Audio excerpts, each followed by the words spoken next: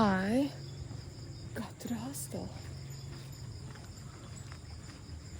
Okay, I hope you see me finally get to Paxi, and I want to tell you how I did the border.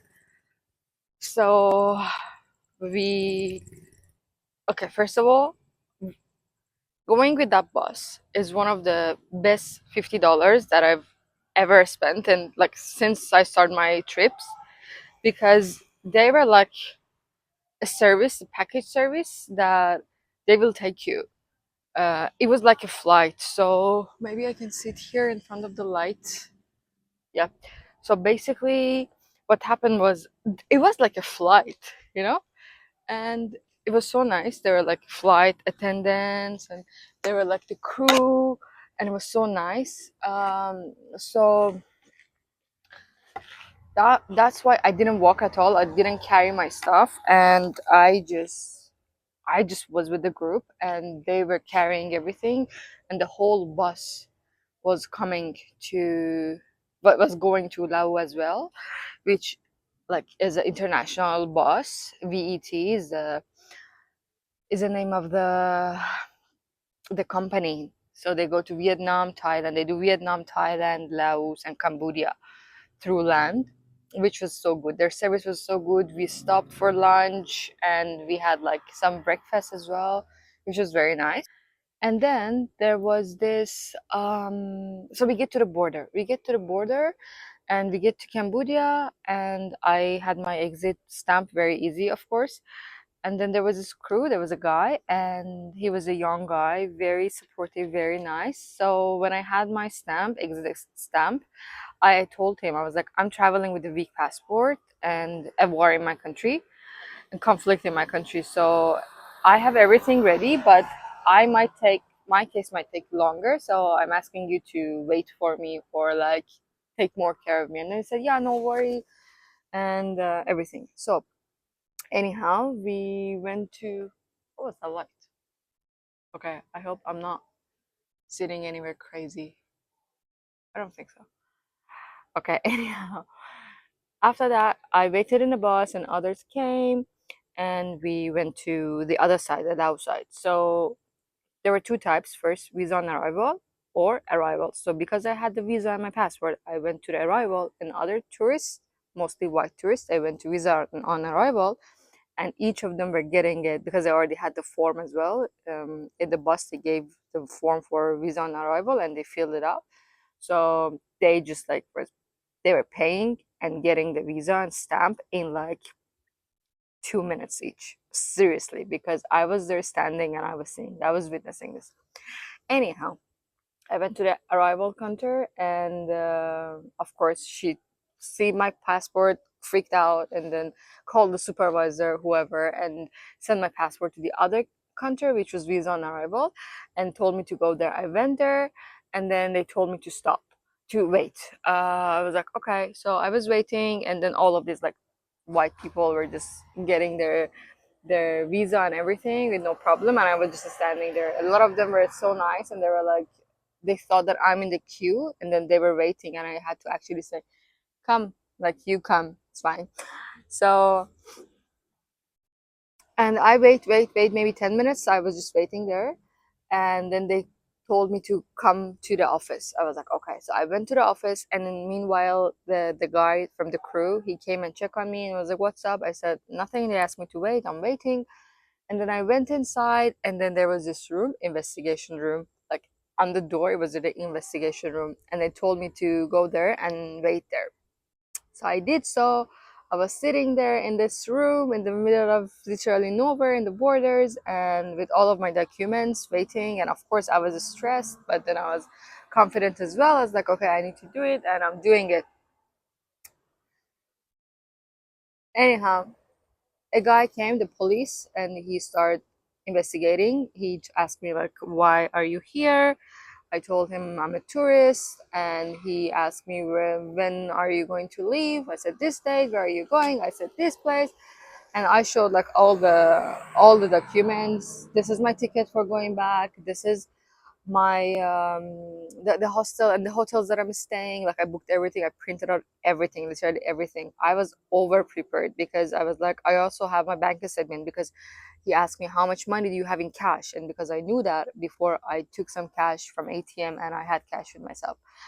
I said I have $500, more than $500, and then he says, show me. I was like, okay.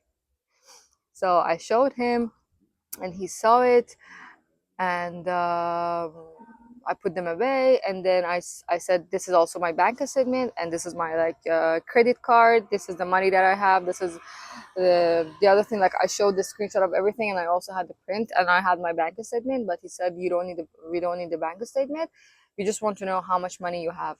So I just calculated, and I told him like around this much, and then he said, okay, I need to talk to my supervisor. And I was like, okay. So he said, wait outside. If it's okay, I will come. And then meanwhile, he was just constantly calling some people and talking. And again, asking me like three times, how much money do you have? How much is that is in dollar, blah, blah, and everything. And he told me, go outside. And if it's okay, I'll come and tell you. This time I stood up, and I was like, thank you so much. I put my stuff and my documents away, and I was going, and then he said, so he smiled, he laughed, kind of laughed, and say, and if it's not okay, I will come and tell you anyways. And then I left too. I was like, yeah, of course, I understand. So that was nice. So he was not a jerk. He was not with bad behavior. They were just doing their job, which I understand completely. And so I went outside, and I saw the bus is gone. So all of my stuff is also in the bus as well. And then I freaked out. I was like, oh, what the fuck? And then what I was saying, what the fuck? Looking at the empty place of the bus that it's gone. And the crew came in. I saw him, and he came towards me, and then he said, what happened? And I said, they asked me to wait. And then I saw the bus is just going a little bit further away. And I asked him, is everyone done? And then he said, yes, we are just waiting for you. And I was like, okay. I was not sorry at all. I didn't feel bad. And for the first time actually in my life, I was not like, I didn't mind making people wait, because I kind of was like, you guys have like so much privilege, you do not even understand. So it's okay. You're just waiting in a bus with AC and Wi Fi. Just wait. It's fine. I was like apologizingly sitting there in peace. And it took them maybe 15 to 20 minutes. Maybe go through all of my documents, check my visa, I don't know, whatever, check my flight, if it's like legit and everything. And after that, they just called me on the counter, and I saw that they're actually doing the arrival thing, giving me the card that I had to fill out in a paper. But I already feel that. So I said, like, I just gave it to them, and they just stamped. They gave me visa for 1 month, and then I wanted to get a SIM card, and but I think like maybe we are in rush. So I told the guy I want to buy a SIM card, but if it's like you want to go and it's too late, it's okay. But then he said, no, no, don't worry, just get your SIM card, because there was a girl selling the SIM card there. So I stopped and I bought a SIM card as well. Camila gave me a SIM card, but that was not working.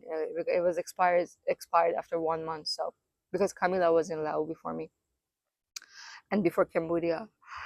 So I bought my SIM card as well, and I was completely excited. So much dopamine, so much excitement. And we went to the bus with the guy, and I thanked him, of course, a lot for waiting and being supportive and everything. And I got to the bus, and it was amazing. Amazing feeling. I was like, I can do anything now. Literally, I can do anything, because however they were nice, they were not like bad or like being very cruel or whatever, or they didn't ask like stupid questions. They were doing their job, of course, but I was also very prepared because I looked it up a lot. Even like there was some unofficial things in social media that I saw before, that you need to show them cash. So that nowhere official said that you need to show them cash.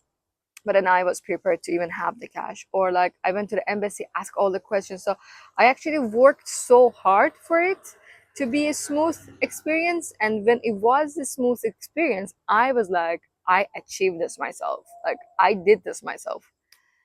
So that was so nice. And I started the whole Lao experience with positive energy. Like it's amazing. I'm of course tired. I had a long day, but I'm so energetic and I'm just looking forward to see what Laos have for me. And yeah, that's pretty much it. I just wanted to tell you this before I go to bed and check in. I mean, I checked in, but before go to sleep, basically. And yeah, that's it. And thanks for listening. See you in the next one.